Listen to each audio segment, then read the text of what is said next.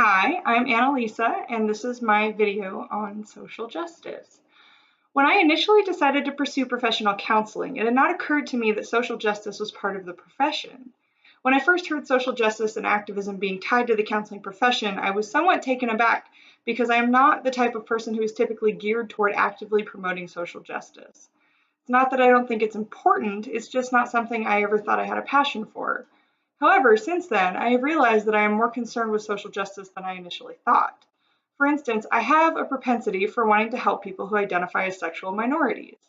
I take a strong stance on heterosexuality and biblical sexuality, but I also take a strong stance on treating people who identify as a sexual minority with love, empathy, compassion, and grace. I have taken this stance increasingly over the years because I have seen the damage that the American church has done in discriminating against them as people of value because of their lifestyle. A person's sin does not make that person worth less than anyone else. While I don't support changing the definition of marriage, for example, I do support ensuring that sexual minorities have equal access to all the things that heterosexuals have access to, such as healthcare, employment, counseling, and so forth.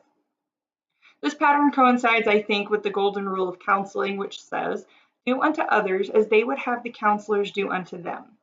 If I placed myself in the client's situation, how would I want a counselor to treat me?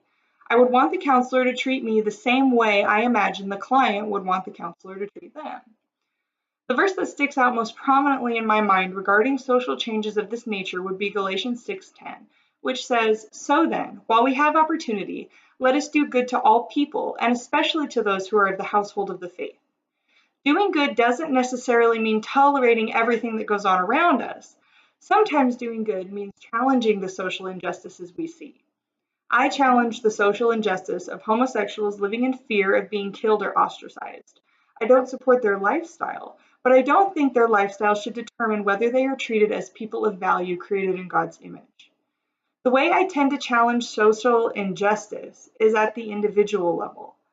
How do you eat an elephant? One bite at a time. Instead of making demonstrations or speeches or trying to talk to my state legislators, I will invest in meaningful conversations with people in the church in an effort to change the way they think little by little. If I can get people to think outside of themselves and realize that other perspectives are valuable as well as their own, I feel like I've accomplished something.